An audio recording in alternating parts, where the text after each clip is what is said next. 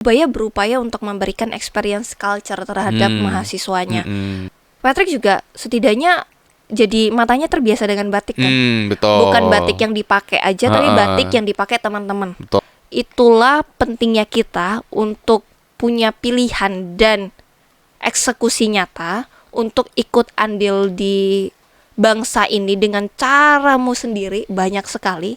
Sebagai wujud syukur aja bahwa kita adalah anak Indonesia. Betul. Harus ambil bagian. Nggak bisa cuman kita melihat orang lain yang melakukan terus kita oh ya udah aja, tapi kita juga harus punya rasa nasionalisme untuk oke, aku juga mau deh berkontribusi. Iya.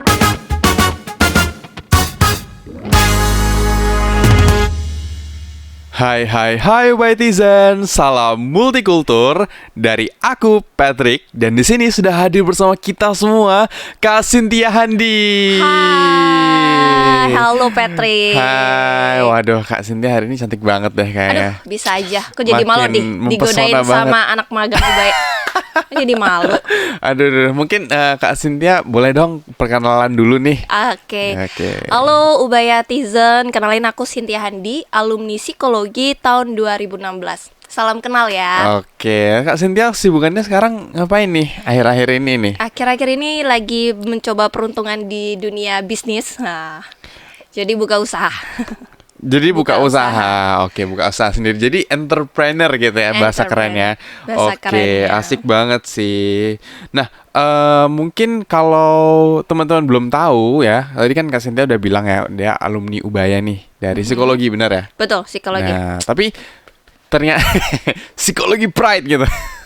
Nah, tapi kalau misalkan teman-teman tahu, Kak Cynthia tuh sudah menjelajahi berbagai macam dunia kebudayaan ya, benar ya. Dan kalau teman-teman pernah lihat tuh di perpustakaannya Ubaya itu ada yang namanya terakota itu dari Kak Cynthia ya? Atau bukan dari saya lebih tepatnya, cuma pernah berproses saat membuat ruangan di perpustakaan Ubaya itu menjadi semangat multikulturalnya semakin nyata. Oke, jadi meningkatkan semangat multikultural gitu ya. Betul, karena kayaknya waktu zaman itu penekanan multikultural tuh ditekanin banget, apalagi kayaknya lagi rame-ramenya politik identitas apa dulu ya. Nah, itu Pak Anton tuh benar-benar kenceng banget gimana mahasiswa Ubaya tuh harus benar-benar memahami ideologi bangsa. Betul. Gitu. Oke. Jadi memang sudah pernah ini ya kontribusi ya secara langsung ya di dalam Ubaya, dan ada bentuk nyatanya sampai sekarang. Keren banget sih. Puji Tuhan dapat kesempatan. Iya, keren banget. Beneran deh. Nah, terus Kak Sin, tau gak sih? Seharusnya deket-deket hari ini, sekarang kita recording podcast ini, kita tuh mau ngerayain satu hari apa ya? Dibilang hari libur juga bukan, hari nasional. Hari nasional. Mungkin hari nasional ya. Hari nasionalnya Indonesia. Tahu nggak sih? Kalau Oktober itu pasti hubungannya sama anak muda.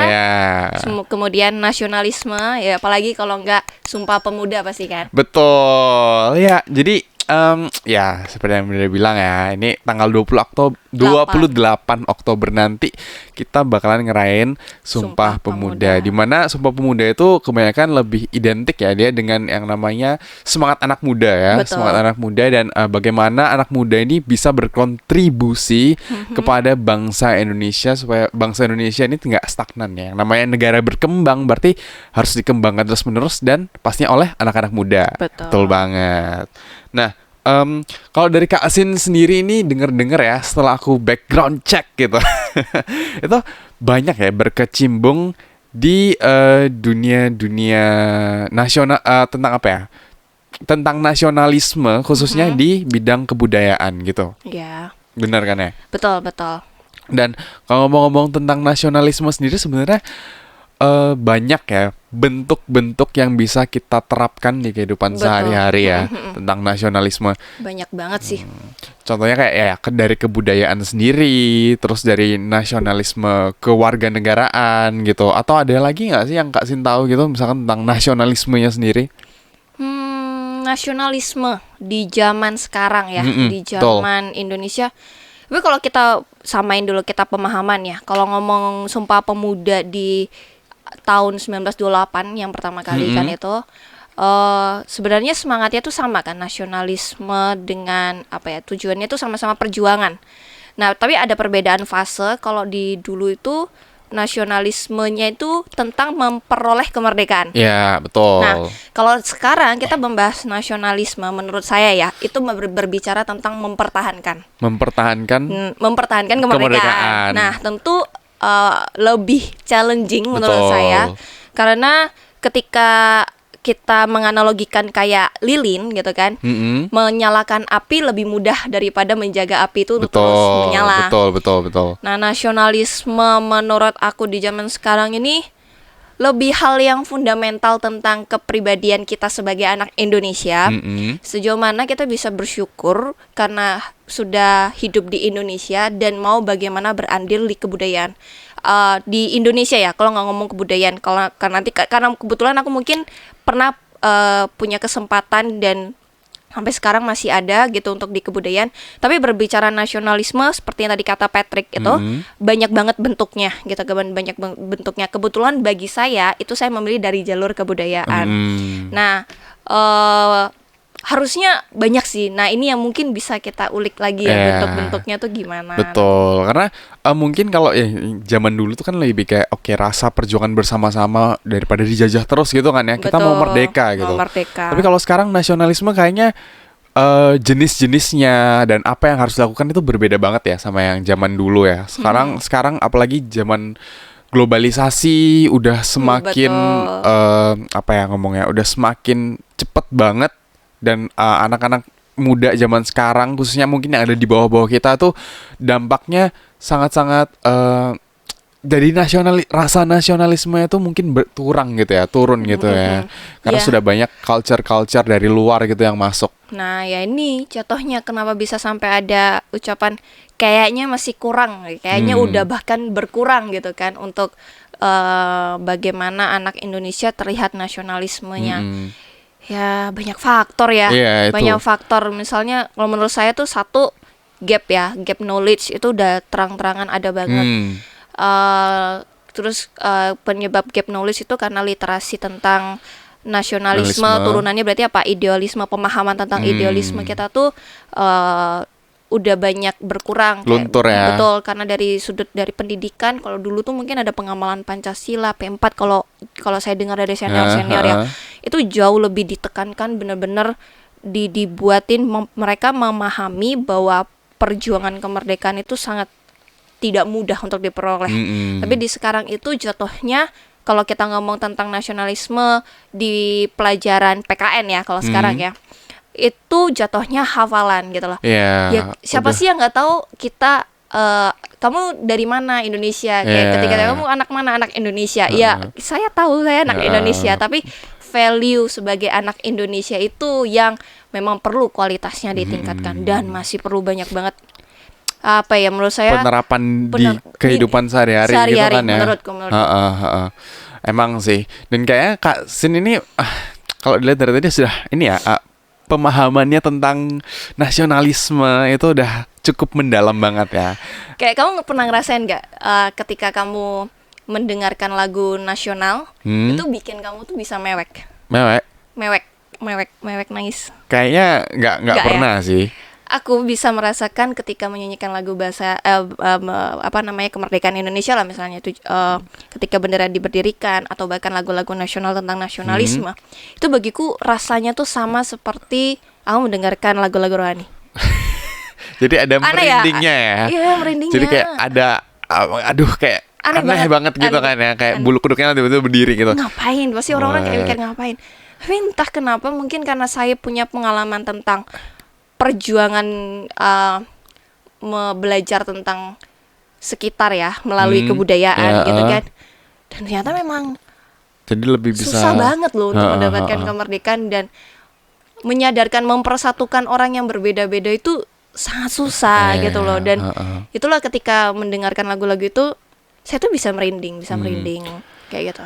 Ya kayak emang karena memang udah itu tadi ya, gap knowledge, gap experience-nya juga udah tinggi banget. Akhirnya ya kadang orang memang harus ngerasain sendiri sih. Kalau enggak ya cuman tahu aja ya, jadinya gitu. Pemahaman kan. Betul. Ada prosesnya lah gimana kita bisa jadi kayak Patrick kalau misalnya suka sama cewek gitu kan, Heeh. pasti kenal dulu kan, tahu Iya, tahu tahu dulu. Kalau tahu nggak kan nggak dulu, mungkin suka tahu gitu dulu, kan ya. nggak mungkin suka. Terus begitu dicoba deh nih saya di Iya. DM gitu Oke. ya kan, di DM atau di WA gitu kan, Heeh. mulai tuh ada experience kan Iya. deketin, kemudian interestnya semakin meningkat Iya. kan. Wah, ada yang cocok nih, Ada kita yang cocok. suka ini bareng-bareng, Iya. hobinya sama gitu kan. Terus habis itu bisa ketemuan lagi. Nah, otomatis experience semakin banyak. Jadi Iya. otomatis ketika berbicara tentang perempuan itu kamu relate Iya, ya. betul. Nah, sama halnya sebenarnya analoginya kayak kalau kita di kebudayaan gimana caranya bisa paham ya. Harus lihat dulu. Dialamin, harus Heeh. ngalamin dulu gitu. Betul banget. Wah, emangnya kalau boleh tahu Kak Sin ini sejak dari kapan sih sudah let's say mulai agak merinding gitu atau enggak mengalami yang tadi kan Kak Sin pernah bilang kayak pernah Iya. mengalami tentang nasionalisme tersebut kan. Kalau boleh tahu tuh sejak kapan sih dari awalnya tuh? Kalau ngomong tentang nasionalisme, saya tuh sebenarnya ada background keluarga yang dimana saya itu dari kecil pindah-pindah tempat, gitu, pindah-pindah kota, gitu kan. Oke. Kebetulan orang tua memiliki tanggung jawab pekerjaan yang harus pindah lokasi, gitu kan. Akhirnya saya juga ikut pindah. Pernah di Sumatera Utara, pernah di di Lampung, pernah juga ya sering ke Jakarta, sering juga habis itu baru di Jawa Timur, gitu kan. Nah, kalau ngomong nasionalisme, menurut saya ya masih kecil ngomongin nasionalisme nggak mungkin ya, tapi menurut saya ada hubungannya kenapa saya bisa menjadi seperti ini sekarang, yaitu saya sejak kecil terbiasa sekali bermain dengan siapapun. Ya, jadi Nggak ada siapapun itu, suku, agama, semua ya, ras gitu, semuanya saya bermain. Kemudian usia, saya juga nggak pernah bermain cuma sama yang seusia gitu. Saya bisa main sama orang yang jauh 10 tahun di usia saya, di atas maupun di bawah, saya bisa main dengan semuanya. Nah, itu tentu ada pengalaman perbedaan. Dulu saya waktu pertama kali pindah dari Sumatera Utara, saya ke Lampung, saya usia 3 tahun dan tidak bisa bahasa Indonesia.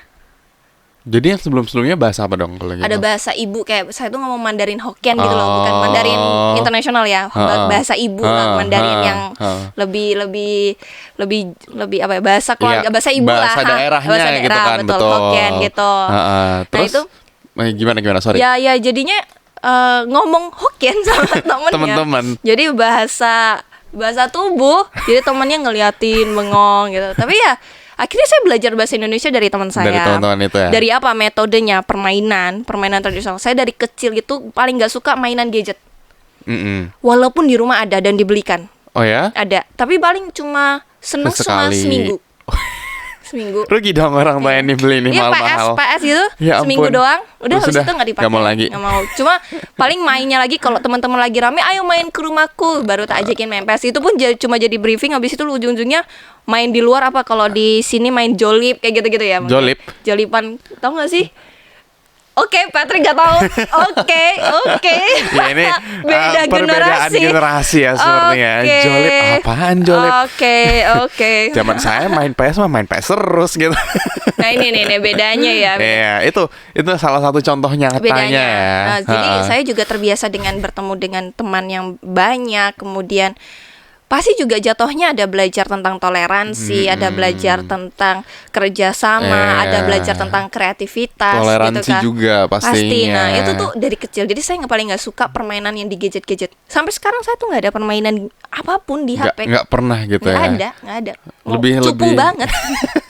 Cupu banget. Lebih suka sosialisasi aja berarti Iya, ya. kayak lebih suka mainan asli yang kayak, aduh, kalau saya tuh mainan tuh jadul banget pokoknya.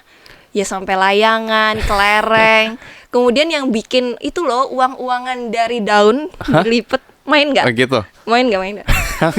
Itu saya diajarin sama mbak saya, Oh, iya. mbak di rumah. Jadi nama perumahan kan. Mbak teman-teman saya juga pada punya mbak. Nah, mbak-mbak itu yang mengajarkan permainan di daerahnya. Ke semua anaknya. Di gangnya Di gang, gitu ya, di perumahan itu.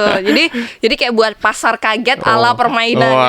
Jadi ada pedagang es krim dari gedobok pisangnya dipotong-potong jadi jualan es krim, terus ada jualan ya gitu. Nah, itu menarik. Itu asik banget sih. Nah, itu menurut saya adalah kaitannya sampai saya bisa sekarang bisa senang dengan kebudayaan, tidak merasa aneh ketika berbicara culture, itu saya nggak apaan sih gitu loh, karena saya dari kecil gitu udah mengalami. Ya itu kayak sebenarnya kadang aku pun yang mungkin dulu sukanya kayak main gadget dan teman-teman gitu, yang kayak kadang tuh kalau keluar rumah tuh kayak kurang bisa apa yang ngomongnya, kayak temennya tuh nggak ada gitu, yang sebenarnya kadang juga pengen sih main layang-layangan, kangen sebenarnya main layangan, terus main kelereng apa ini itu. Cuman ya itu gara-gara orang-orang yang kebanyakan udah kenal gadget, akhirnya mereka ke gadgetnya sendiri. Ya, dan akhirnya aku juga ya udahlah main gadget aja gitu. Kemungkinan memang perkembangan zaman ya entertain akan semakin berkembang kan, betul. gitu kan. Yang menurut gak bisa menyalahkan. Nah inilah poinnya. Sebenarnya saya bukan mengajak kita harus back to gak boleh main gadget gitu, gak boleh, enggak. Cuma maksud saya hal-hal yang memang di lingkungan kita di bangsa Indonesia ini sebenarnya mengajarkan kita how to survive di Indonesia, betul. Gitu loh. How to be Indonesian gitu kan. How to be Indonesian. Betul banget. Gitu loh. Nah, makanya kenapa bisa sampai sekarang. Mungkin dari situ juga saya jadi belajar gimana caranya berkomunikasi ketika punya pengalaman di kebudayaan, di mana anak muda tiba-tiba ada di tengah-tengah kebudayaan, di mana di Indonesia kebudayaan anak muda itu belum banyak.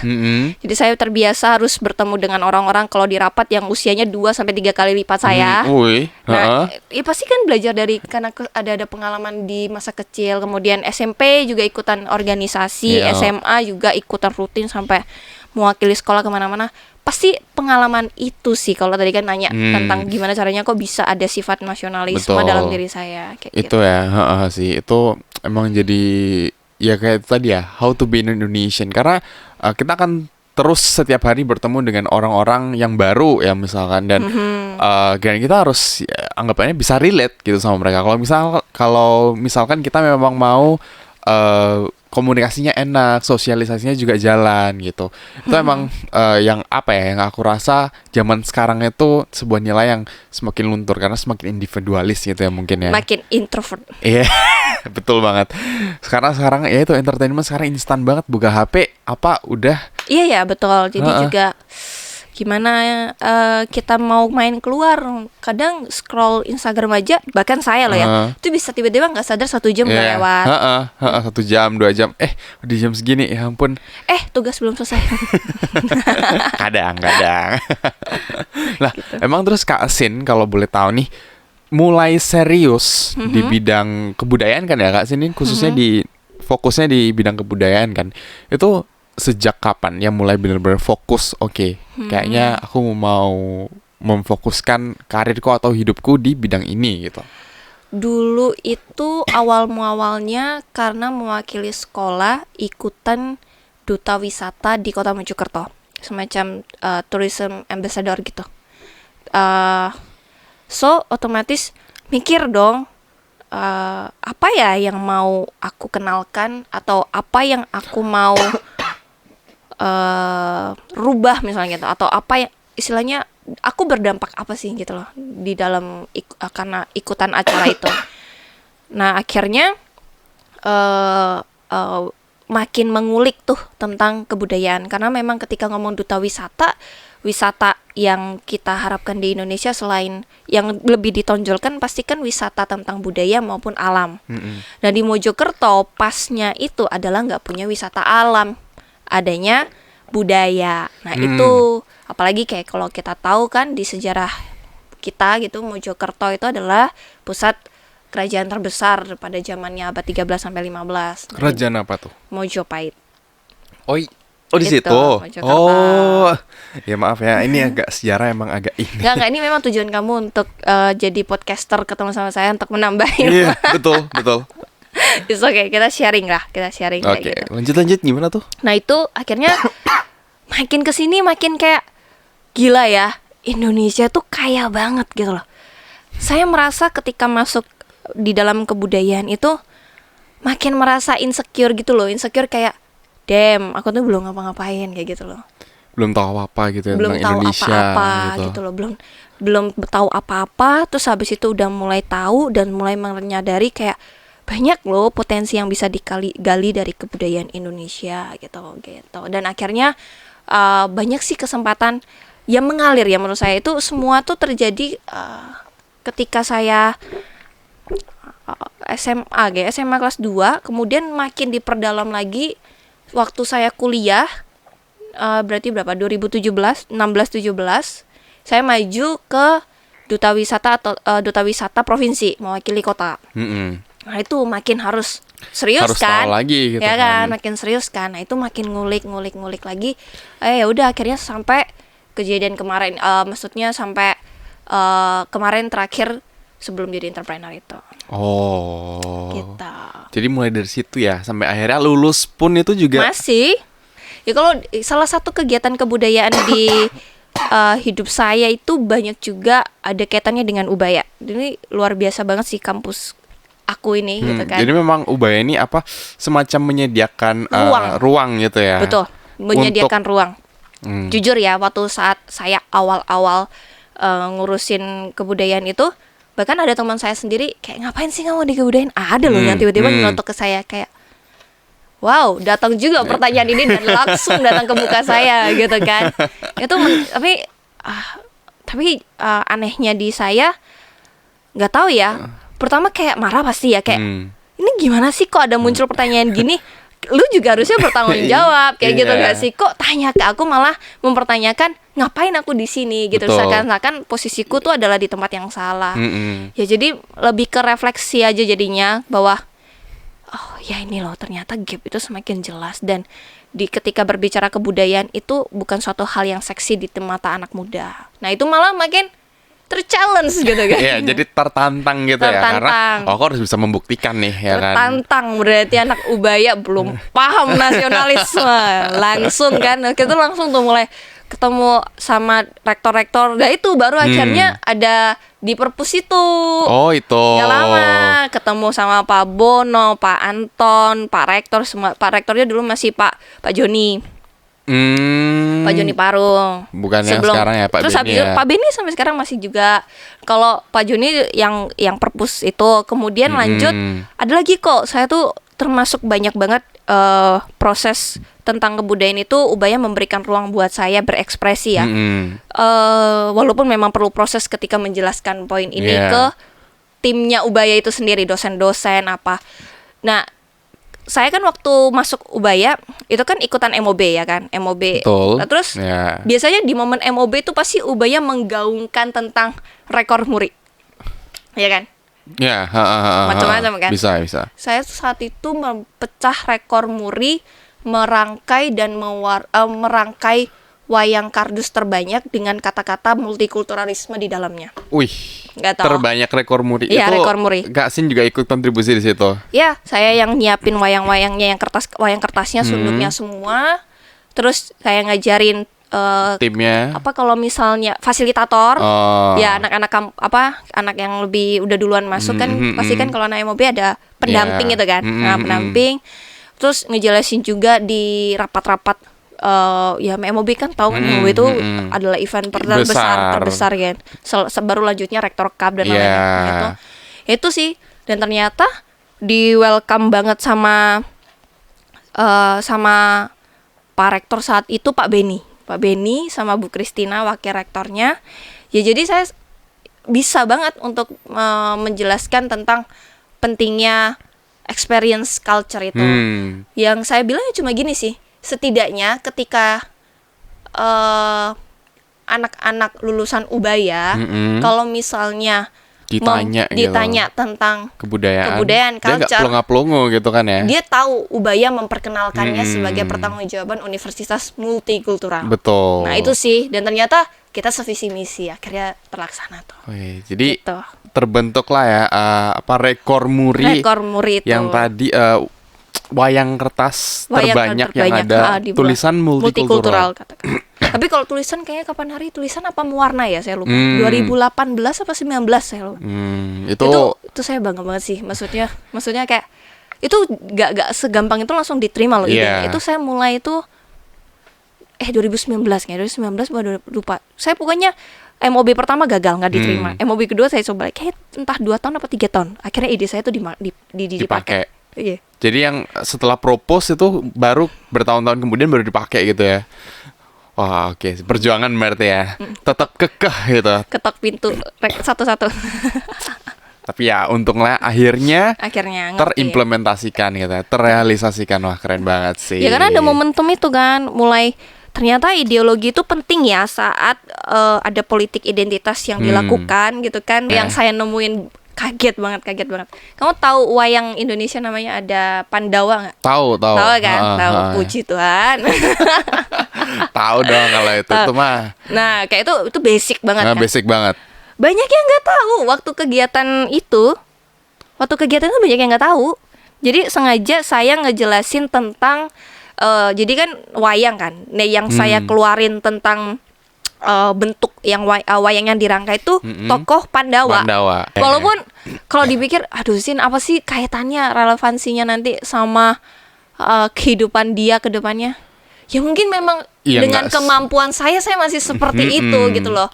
Ya saya syukurin aja gitu. Ya, tapi at least kan harus ada ya itu ya. Kita harus tetap memperkenalkan budaya-budaya itu ke anak-anak cucu kita gitu kan. Karena mungkin sepemahamanku budaya itu artinya sesuatu hal yang diciptakan diciptakan dan turun menurun gitu. Manusia, betul. Dan ya namanya budaya Indonesia berarti harus diturunkan terus dong ke anak-anak Indonesia pastinya. Dan ada reasonnya juga kenapa turun menurun. Berarti itu valid, bahwa itu adalah ilmu-ilmu atau value yang bisa membuat kita survive untuk di tanah kita sendiri. Gitu sih harusnya. Dan memang artinya ya memang udah valid ya, udah terbukti. Ya kalau turun temurun kan sama aja kayak dia tahan globalisasi. Survive gitu kan ya. Survive. Ya, gitu. Bener. Wah, keren banget sih berarti ya. Bahkan sampai beberapa tahun yang lalu masih berkecimpung di dunia kebudayaan gitu. Secara profesi. Tapi kalau secara aktivitas gitu kan, aktivitas sama kerinduan, mungkin kapasitas saya sudah berkurang ya kan, karena prioritas saya sekarang adalah melakukan bertanggung jawab lah dengan apa yang sudah saya mulai usaha itu gitu kan. Tapi tidak menutup kemungkinan peranan saya terhadap kebudayaan untuk negara. Jadi saya bentuk nasionalisme saya itu pada saat ini memang melalui kebudayaan dan anak muda sih sebenarnya. Bukan hanya kebudayaan, jadi anak muda dan kebudayaan gitu kan. Dengan lingkup yang dengan cara yang berbeda. Kalau dulu langsung di museum gitu kan. Kalau sekarang ya ada kesempatan juga gitu kan untuk bisa jadi board of advisor. Jadi itu kayak semacam program kementerian yang dimana mengumpulkan anak-anak kreatif yang memberikan solusi terhadap kebudayaan di Indonesia. Dikumpulin tuh, dibuatin modelan camping gitu loh. Dikumpul namanya kemah budaya. Untuk menciptakan sesuatu atau? Iya, memberikan ruang buat mereka yang peduli terhadap kebudayaan, ya kan? Dan untuk mereka yang punya solusinya gitu loh. Yang jadi diciptain nih satu forum gitu kan. Anak-anak muda tuh yang punya kerinduan dan punya ide ya, bukan rindu aja tapi punya ide dan juga punya kemampuan untuk eksekusi gitu kan. Di daerah misalnya nanti ditentuin. Atau kalau perkembangan sih, waktu pertama kali itu mereka punya ide di daerah mereka tuh apa kebudayaan yang bisa dikembangin kayak gitu-gitu loh. Nah, ini sekarang lagi kegiatan di Belitung. Di Belitung. Sekarang banget nih.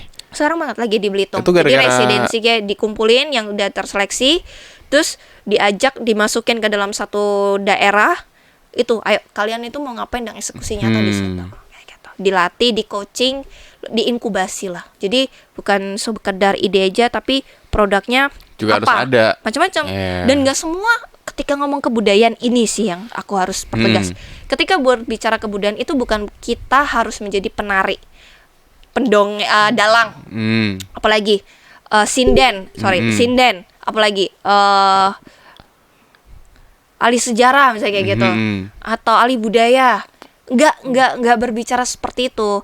Ketika ngomong kebudayaan, apalagi kita udah ditekankan lagi sama Pak Jokowi bahwa DNA Indonesia adalah seni budaya, maka berarti bidang-bidang yang lain itu bersatu untuk mendukung ekosistem kebudayaan kita itu bisa hidup dan bisa menghidupi bangsa ini bahkan. Contohnya ya udah ditunjukin kan sama Jokowi kemarin, Pak Jokowi yang acara besarnya dunia ya G20, KTT itu kemarin, terus banyak kan semua yang disuguhkan apa? Iya, Apa, kebudayaan Patrick? Indonesia. Kebudayaan kan? Iya. Nggak mungkin kan suguhin tentang IT kan? Iya, nggak mungkin dong. Tentang pabrik-pabrik gitu nggak mungkin Iya, kan? kan DNA-nya Indonesia ya kebudayaannya. Nah, terus kenapa kok kita maunya condongnya mungkin dengan cara yang mirip? Oh, negara maju itu negara yang kayak negara A, B, C. Nah, ini ada hubungannya nanti jadinya sama kaitannya dengan Indonesia emas, cita-cita bangsa kita, yaitu di 2045 jadi Indonesia emas, di mana kita pasti indikatornya jadi negara maju, gitu kan.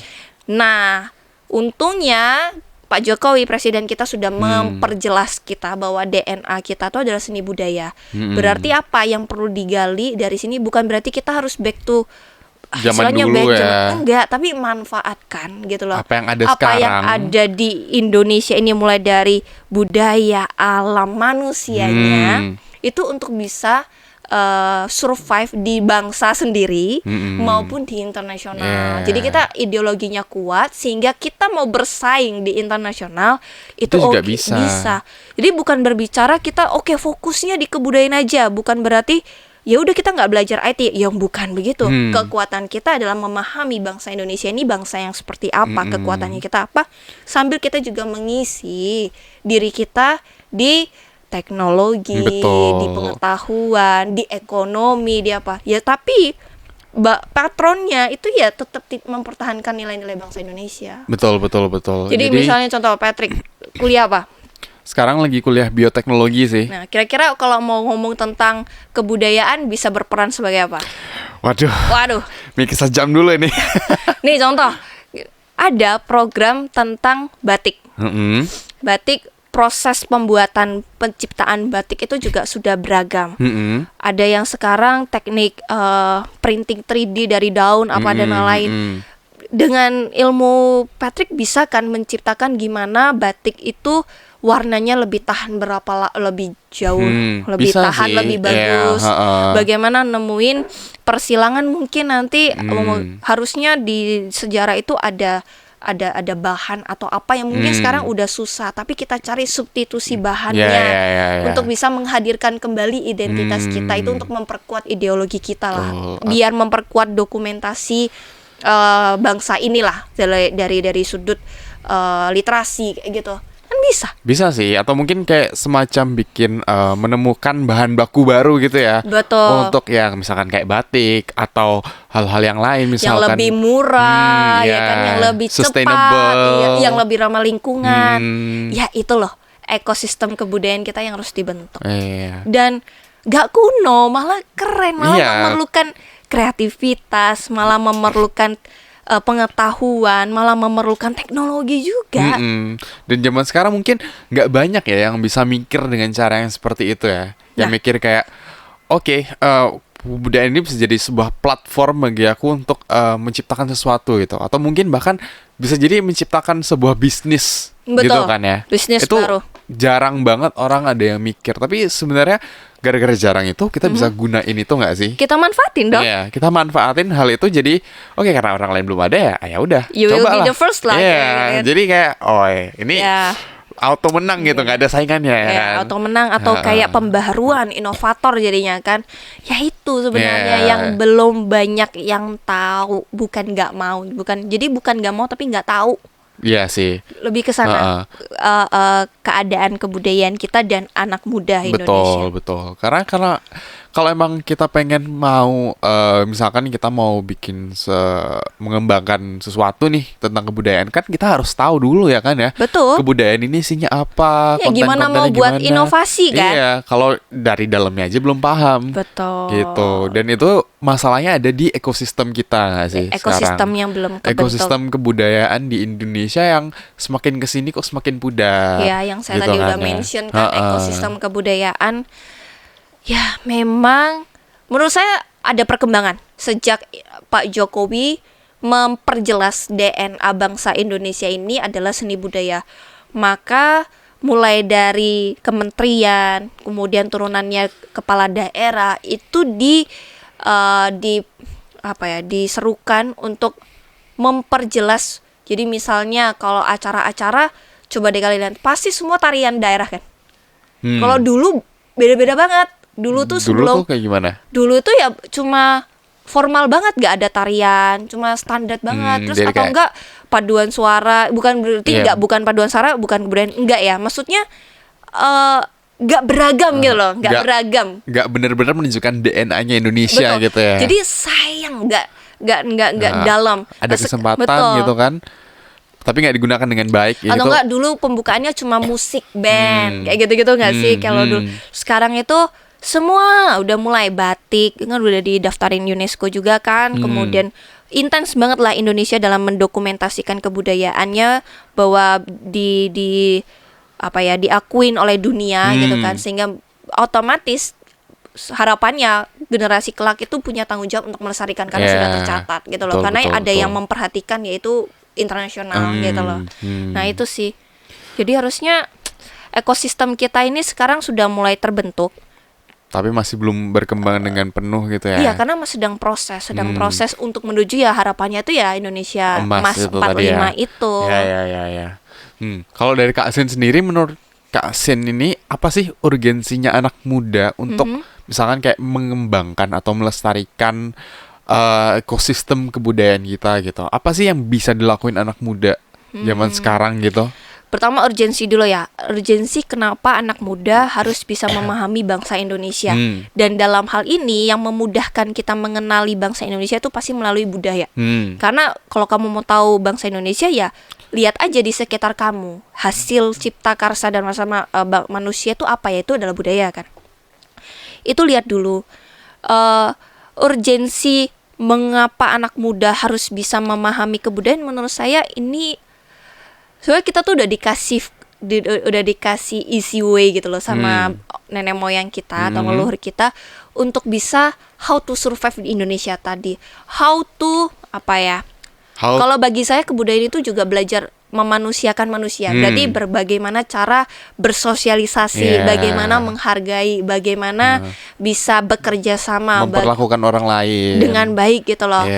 Kemudian urgensinya untuk anak muda, kalian kan pasti mau jadi anak muda yang berdaya gitu kan. Ya, kalian tentu mau menjadi berdaya itu mau menjadi pemimpin kelak lah. Ya, kalian juga harus tahu kan bagaimana menghargai bangsa Indonesia itu bagaimana, bagaimana menghargai warga Indonesia itu gimana. Bagaimana kayak apalagi tim itu kan belajar semua. Ya, terus ya mau ngomong belajar leadership, malah leadership orang luar lebih bagus. Ya dicoba aja. Coba sih kalau misalnya kamu pakai metode leadership orang luar terus dipakai dengan cara masukin ke Indonesia, biasanya lebih smooth atau bentrok malahan? Kebanyakan sih pastinya bentrok kan? Karena beda dong culture-nya udah Kan orang luar. pengenalannya beda kan? Pengenalannya ada cara sendiri kan. Ada cara sendiri baru mungkin. Iyalah, kita juga harus mengakui banyak juga kok ilmu yang kita pelajari dari luar Indonesia. Betul. Dan itu benar, kita memang dididik harus belajar sejauh mungkin gitu loh. Tidak bisa dipungkiri ya memang. Iya, betul. Nah, tapi bukan berarti kita kehilangan identitas ketika kita belajar di luar. Betul. Nah, urgensinya kenapa mereka harus mengetahui kebudayaan Indonesia untuk mengenali bangsa Indonesia, yaitu biar kita tidak terombang-ambing. Dan sekarang challenge kita yang tadi saya bilang, nasionalisme di zaman 2023 ini bukan berbicara memperoleh kemerdekaan, tapi mempertahankan kemerdekaan, mempertahankan ideologi yang sudah ada, mempertahankan hasil karya nenek moyang kita yang sudah ada. Dan ini tentu menurut saya jauh lebih susah daripada untuk mendapatkan kemerdekaan itu sendiri. Karena apa? Kita sudah kita lahir itu sudah merdeka. Tentu mental kita juga sudah berbeda. Iya, betul. Berbeda. Sudah lebih nyaman gitu lebih mungkin ya. Santuy. Lebih santuy ya. Tapi jangan sampai lah kita terlena. Makanya jangan sampai kesantuin banget gitu ya. Kesantuin banget. Akhirnya kita terperangkap dengan model penjajahan yang terbaru di era postmodern sekarang. Kalau di luar negeri udah post-modern. Kalau sekarang kayak di Indonesia masih postmodern. Jadi ya belajarnya tentang ilmu relatif lah. Kalau misalnya menurut kamu benar, belum tentu menurut aku benar. Di Indonesia ya benar salah. Harusnya bersyukur ya, kita punya sebuah kebudayaan, punya nenek moyang yang terus-menerus menurunkan budaya-budaya tersebut ke kita gitu. Dan jangan sampai kadang memang rumput tetangga itu memang lebih hijau ya. Betul lah. Jadi ya manusia itu human basic manusia banget lah.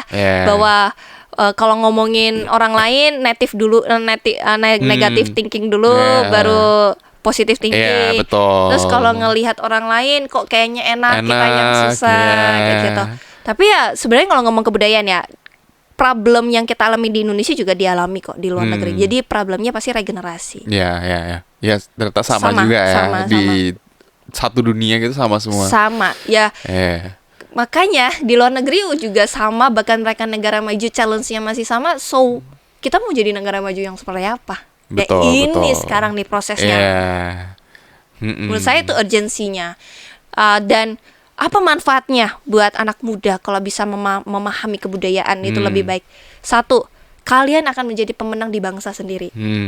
Kalian akan menguasai bangsa ini, maksudnya bukan dalam konteks kekuasaan, dalam artian kalian yang akan merasakan bangsa ini tuh ketika maju tuh seperti apa.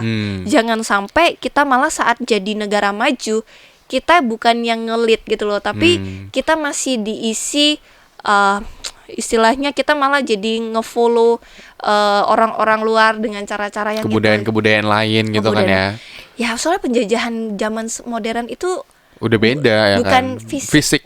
Bukan fisik, tapi penjajahan mentalitas ya malah. Mentalitas, penjajahan secara culture. Kalau melihat budaya K-pop lebih gede kan? Ya, lebih banyak orang yang lebih suka gitu. Nah kalau belajar dari K-pop sebenarnya dia juga sama, DNA dia seni budaya. Makanya dia memanfaatkan DNA itu untuk memajukan negara mereka. Betul. Akhirnya apa? Menjadikan dia penghasilan pajaknya bahkan dari industri musik gitu kan.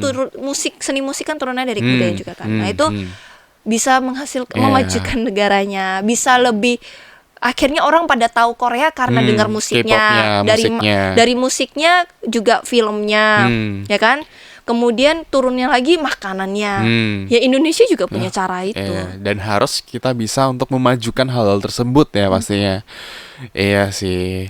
Dan kan sebenarnya. Kadang kalau misalnya orang luar pun ngeliat kebudayaan kita juga mereka terpesona gitu kan ya. Oh sebenarnya. Ya jelas. Malah yang sibuk meneliti tentang kebudayaan kita itu orang luar. Dan sampai sekarang mereka bingung. Kenapa ya keris kok bisa bertahan ratusan tahun? Apa yang membuat dia bertahan?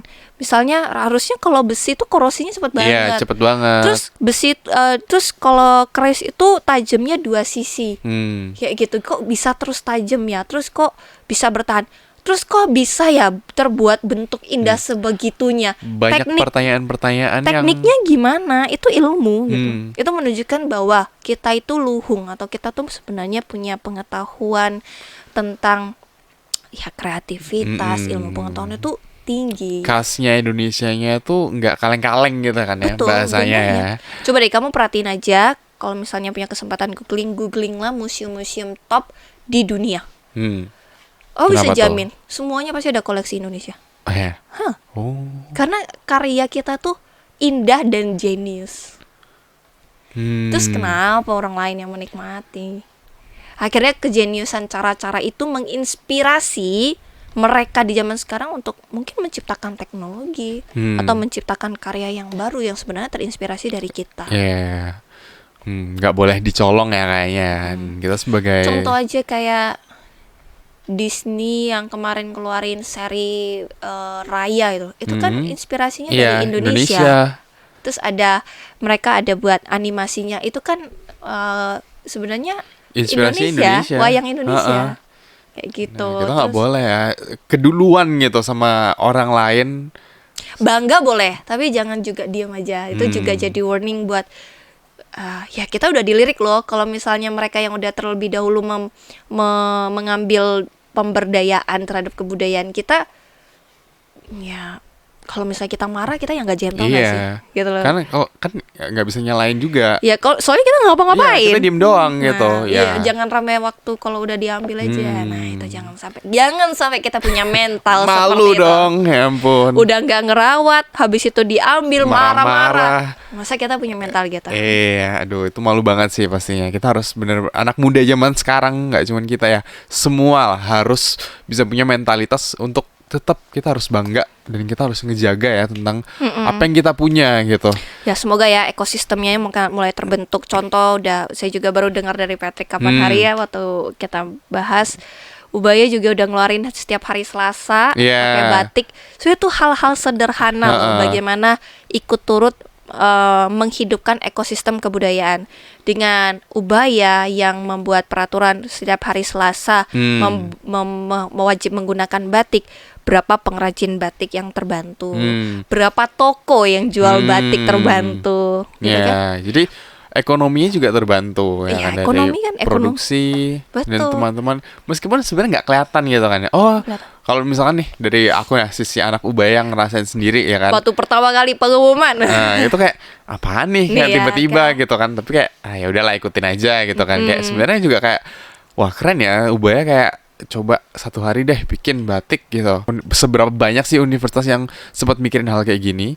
Tapi wah ini jadi sebuah hal yang khas gitu ya di Ubaya untuk memajukan nilai multikulturnya. biasanya gitu. jadi ya itu Ubaya berupaya untuk memberikan experience culture terhadap mahasiswanya. Dengan adanya peraturan setiap hari Selasa menggunakan batik, Patrick juga setidaknya jadi matanya terbiasa dengan batik kan. Betul. Bukan batik yang dipakai aja, tapi batik yang dipakai teman-teman. Betul. Jadi kayak ini motif apa? Ini Iya. apa? Ini Kadang tuh apa? ngeliatin batik tuh banyak loh. Semakin banyak motifnya dari yang sebelum, kalau dulu kan batik baliknya kayak cuman kotak-kotak apa gitu kan. Nah, karena Gitu. ekosistemnya udah terbentuk, pasarnya ada, akhirnya yang Makin yang luas. betul makin luas, bukan hanya melestarikan yang lalu, tapi generasi yang sekarang juga tergerak untuk membuat karya baru dengan masih patron yang sama, yaitu Iya, batik. Betul. Jadi otomatis batik itu juga ada perkembangan ya. Budaya yang hidup itu bukan hanya ngomong barang ini ada, ini disebut budaya yang hidup, yang enggak. Barang ini ada itu harus, contoh ya ini gelas. Gelas ini dikatakan hidup gitu apabila yang memproduksi masih ada, yang menggunakan masih ada, dan yang menonton menikmatinya masih ada. Iya. Ya, itu benar banget sih. Baru hidup. Itu Nah, baru hidup. batik dikatakan masih hidup, dan kenapa batik UNESCO memberikan title itu ke Indonesia bukan ke Malaysia, Brunei kan ada batik. Iya. Ya karena ekosistem batik di Indonesia jauh lebih hidup dari yang Iya. lain. Jadi Indonesia lah yang Diberikan. yang bisa ngeklaim gitu. Oh, ini Makanya yang batik lain punya agak Indonesia. makanya agak marah-marah. Ya kita harus bangga ya tentang batik ini. Tapi itu tadi bener banget sih, nggak kepikir ya, karena oke, pakai aja batik setiap hari Selasa gitu. Tapi itu benar, jadi menghidupi pengrajin batik. Jadi semakin banyak yang mau jadi pengrajin batik, Betul. ya kan? Semakin ngomongnya mungkin dampaknya kecil gitu ya. Tapi untuk yang di sekitar Ubaya gitu, yang kayak merasa ya udahlah batik ini bisa jadi sebuah profesi gitu, kayak bisa Betul. menghidupi gitu, makin bukan sesuatu hal yang jauh untuk dipikirkan. Bukan menjadi suatu hal yang gak mungkin. Aku bisa aku ketika fokus di dalam batik itu aku kayak nggak direken gitu, aku nggak terapresiasi. Itu kan ada di zaman dulu. Ketika anak muda di kebudayaan, dan saya merasakan kayak malah dilihat aneh, dicap kayak nggak sesuai dengan normalnya gitu loh. Nah, dengan adanya kebiasaan seperti ini atau experience terhadap kebudayaan sedini mungkin, setidaknya kan mindset itu mulai teriris kan, tergerus kan, bahwa ketika anak muda berbicara culture, ya itu normal. Iya. Ya itu Sekarang, menarik kayak gitu. Bukan suatu hal yang apa sih aneh, ini aneh banget dari orang-orang lain. Kamu pakai batik kayak bapak-bapak aja kayak gitu. Iya. Kadang. Sekarang malah FIK aku tahu sendiri, malah ada mata pelajaran yang harus ada ragam hiasnya, inspirasi dari kebudayaan Batik. Indonesia. Oh, ya. Jadi bentuk ragam hias itu kayak motif-motif gitu loh. Jadi mereka datang ke suatu daerah yang dimana nanti memberikan inspirasi mereka untuk menciptakan karya baru dengan value yang Indonesia. Jadi dia inspirasinya tuh adalah dari budaya Indonesia. Tapi mereka harus mengisi dirinya, berpotensi tuh akhirnya menciptakan karya apa. Nah, Berinovasi gitu ya dari budaya Indonesia. ya itu memang budaya kita perlu itu. Kalau nggak stuck aja jadinya nggak bisa ngeblend, nggak bisa ngikutin perkembangan zaman. Betul, karena makin banyak hal yang baru. Betul. Dan kalau budaya juga nggak ngikutin, oke aku Perkembangan juga zaman. bikin hal yang baru, pasti orang lama-lama lose interest gitu Iya, kan. Karena manusia betul. pada dasarnya kan memang suka hal yang baru gitu, interesting. Gitu kan, yang akhirnya lama-lama terkikis. Iya sih, bener banget sih. Sekarang kalau ngelihat style-style anak muda yang kemarin tuh sempet yang pakai sewek gitu doang, tapi atasannya kemejaan doang, kayak panitia-panitia udah pada gitu semua, aku kayak tuh seneng banget. Kayak wah akhirnya gitu ya. Akhirnya aku nggak sendirian, dia bilang aneh. Kayak Jadi gitu. masa-masa yang dulu dibilang aneh sudah terlewati ya. Sekarang bahkan Ya, menjadi kalau sesuatu ikutan yang rapat, dibanggakan acara. gitu. Maksudnya kayak kan aku bilang apa gitu kan, menyenangkan kan. Sebenarnya banyak yang masih bisa dieksplor gitu, dan sayang banget lah kalau yang eksplor orang luar kalau bukan bangsa kita sendiri. Betul banget. Kalau kolaborasi boleh, Ya. kolaborasi boleh ya. Pasti harus dong. Harus gitu menurut saya, untuk bisa bersaing lebih cepat, Betul. lebih kuat gitu kan. Tapi jangan berarti diambil alih. Ya, itu jangan sampai. Nah, terus emang menurutnya Kak Sin ini apa sih hal yang mudah gitu, yang praktis, simple yang kita bisa lakuin di yang bisa anak muda lakuin sekarang untuk melestarikan kebudayaan itu?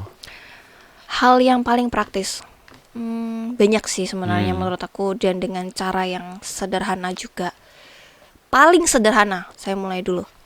Ketika kalian, ini berdasarkan pengalaman saya, ketika kalian ngelihat teman kalian yang mulai interest dengan culture Indonesia, cara kalian untuk bisa ikut andil dalam mendukung ekosistem kebudayaan terbentuk gitu kan, ya jangan dicemooh tapi didukung. Satu, teman yang punya interest itu dibantu, disupport, diapresiasi kayak, tapi bukan dijudge. Itu paling sederhana aja yang bisa kita bantu. Jadi kalau misalnya ada anak muda yang memutuskan untuk fokus di museum, ya nggak aneh. Itu bisa aja, dan itu pilihannya dia gitu loh, dan itu nggak salah kayak gitu. Kemudian kedua, aku anak kayak kamu biotek, tapi fokusnya ngulik tentang tadi bahan baru, apa yang bisa dilakuin baru, gitu, diriletkan dengan biotek bahan gitu. Aku sebagai punya pengalaman dengan ekosistem kebudayaan sebelumnya, misalnya yang sekarang gitu, ya aku mungkin bisa membantu kamu dengan kamu butuh apa sih, Pat, kamu perlu data apa, aku bisa kenalan kamu ke museum. Ya apa yang kamu punya sekarang, misal itu. Kedua, ketika mereka ngupload, kita semua punya sosmed. Ketika kalian ke acara, ke area-area kebudayaan atau apa gitu yang bisa mempresentasikan gitu ya, nasionalisme maupun culture, ya upload lah dan apresiasi lah. Betul.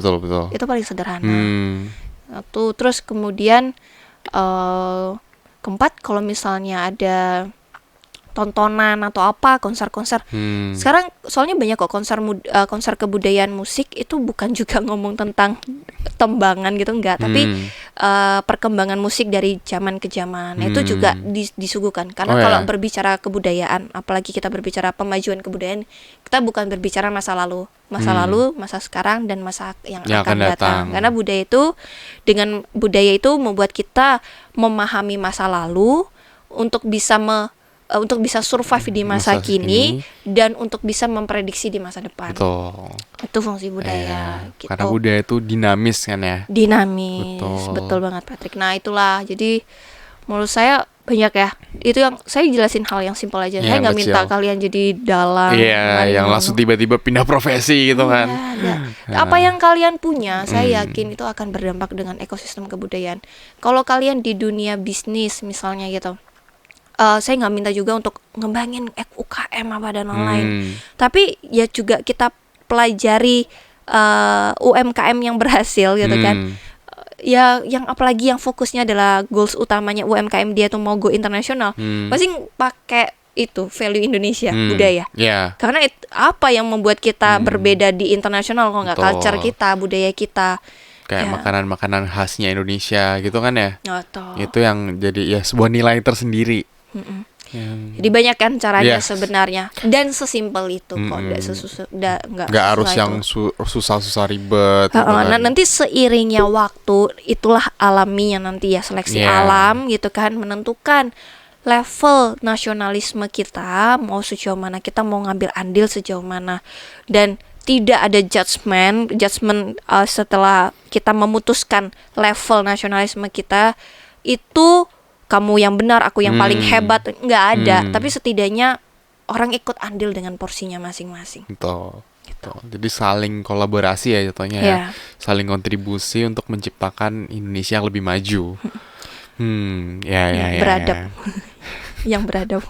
Pastinya ya, harusnya beradab juga, itu nilai yang paling penting sih. Itu jangan Ya. sampai maju tapi menjajah kayak gitu kan. Iya, itu malah akhirnya malah terpecah belah dong kalau Ya, kayak gitu. jangan sampai maju karena kita merampas hak orang, kayak gitu kan bukan kita banget. Iya, betul banget. Orang kita punya pengalaman dijajah, masa kita mau melakukan hal yang sama dijajah, kan kita tahu enak nggak enak. Iya, itu benar banget sih. Jadi memang kebudayaan Indonesia yang sebenarnya mungkin kita lihat dengar dari depan, oh ya kayak yang tadi sebelum kita ngomong-ngomong ini, kayak aku menganggap kebudayaan Indonesia yang sepemahamanku itu paling ya cuman oke ya yang kayak dalang-dalangan, yang wayang, seni tari, tari tradisional, makanan khas, atau ya hal-hal yang mendasar banget ya. Tapi setelah dengerin Kak Sin ngomong itu, bercerita ngomong, ternyata bahkan budaya itu bisa sampai belajar tentang bagaimana memanusiakan manusia orang lain, yang khususnya orang Indonesia.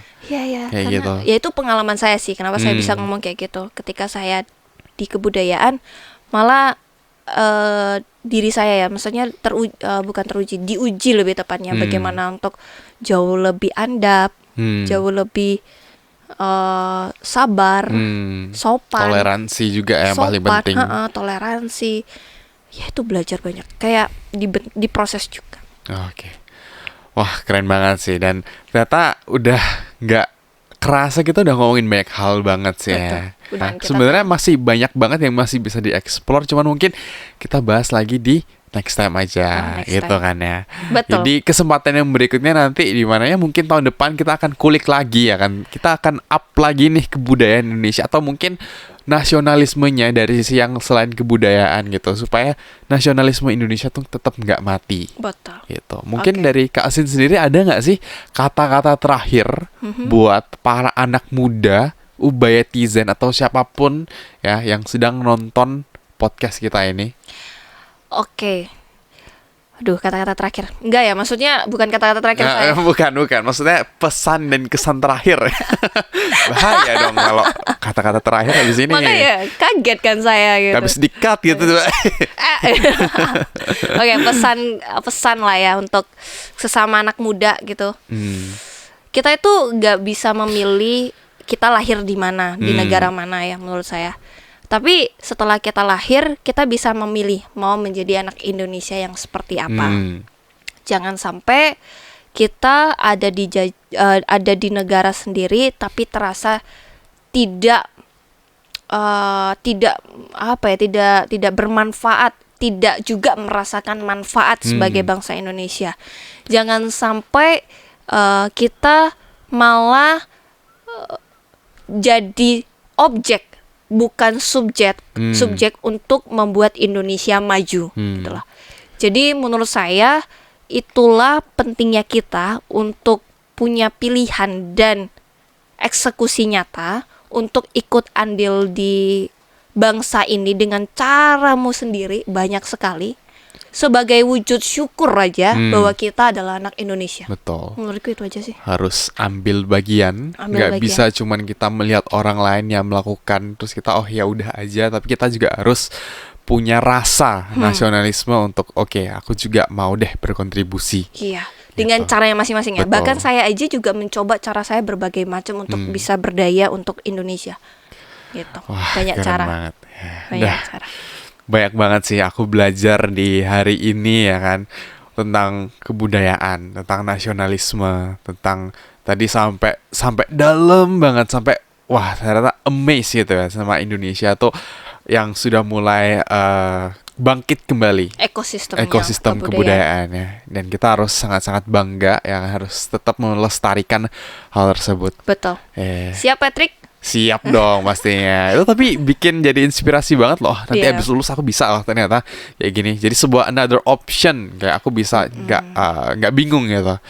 Ya, dan itu Ada banyak banget kok pilihannya kamu untuk bisa ikut andil dalam betul kebudayaan. betul. Bukan kebudayaan bangsa Indonesia. Ya. Soalnya kalau kamu mau kebudayaan berarti saya harus mengajak orang ke kebudayaan. Enggak. Enggak. Poinnya adalah kamu ikut andil di Indonesia dengan caramu. Betul banget.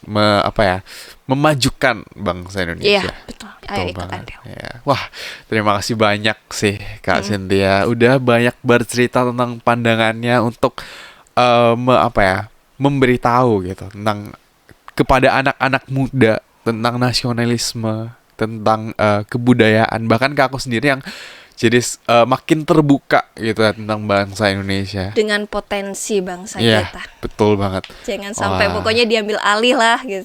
Jangan Betul sampai kita banget. dipecah belah gitu. Yes. Wah, udah keren banget, mantep banget buat podcast kita Oke. pada hari ini. Nah, mungkin temen-temen ya yang misalkan masih punya pertanyaan tentang nasionalisme atau tentang apa aja sih tentang ekosistem budaya gitu yang bisa dikembangkan, dan teman-teman itu boleh nanti langsung aja komentar ya di kolom komentarnya YouTube. Ya, Oke. tanya aja apa. Nanti mungkin dari pihak Ubayanya nih bakal kontak nih ke Kak Sin ya. Dan mungkin akan boleh tanya, nanti langsung dijawabnya. Boleh Jadi banget. narasumbernya langsung nih. Atau mampir ke sosmed saya juga nggak Boleh ya, masalah. di mana tuh Instagramnya tuh? Boleh. Boleh, sikat. Cynthia CYNTIA HANDYY. Udah. Haha. Nama saya cuma double-nya, Y-nya double aja. Oke. Cynthia. Aduh. Makanya daripada penasaran langsung DM aja. Oke, kalau Oke. begitu jangan lupa like, subscribe, and then share juga ya ke orang-orang, ke sesama anak muda, supaya rasa semangat nasionalisme Indonesianya nggak mati cuman sampai di perayaan Hari Sumpah Pemuda 28 Oktober gitu aja, ya udah. Betul, jangan ya. Ya, oke. Kalau gitu, see you on the next episode. Bye bye. Thank you.